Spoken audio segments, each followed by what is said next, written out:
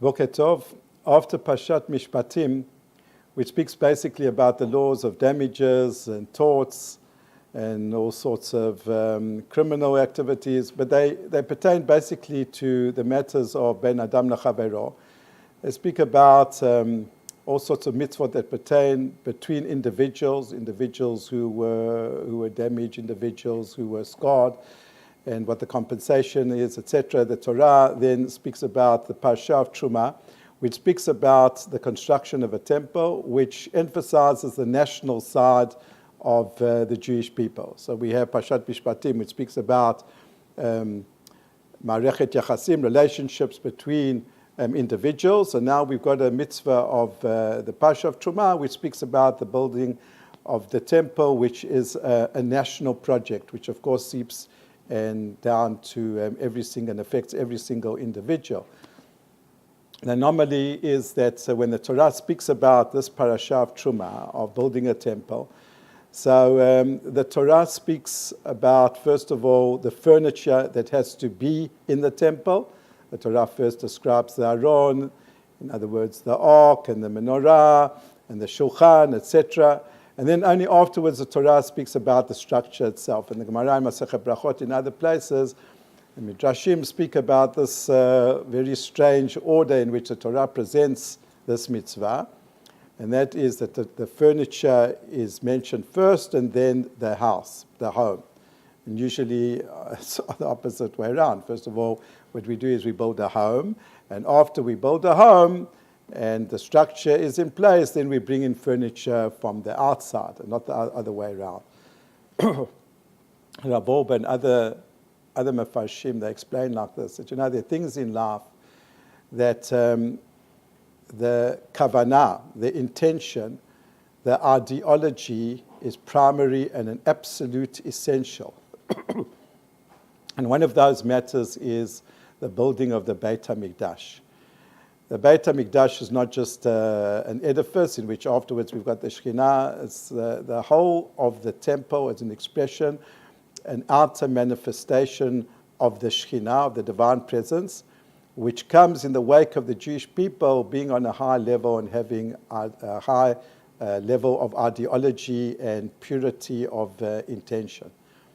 So that's why the Torah starts off, first of all, not with the outer structure, but what was the reason and the cause? What does it all revolve around? It revolves around the Aron HaKodesh and the furniture.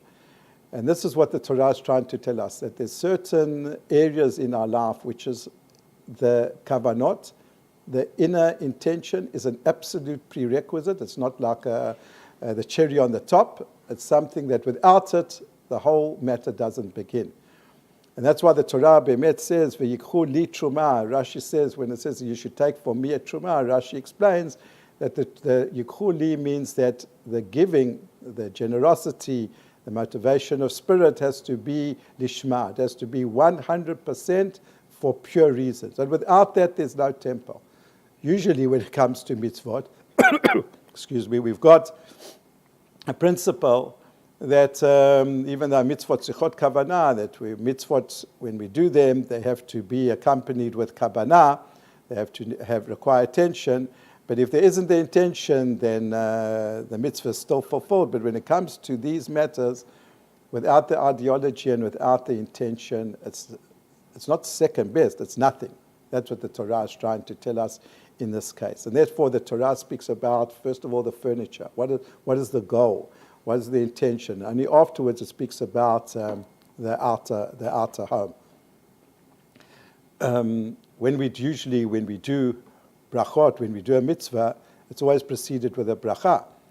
And the Ritva explains, the Ritva lived in the 14th century, the Ritva explains that it's because, first of all, we go through ideology.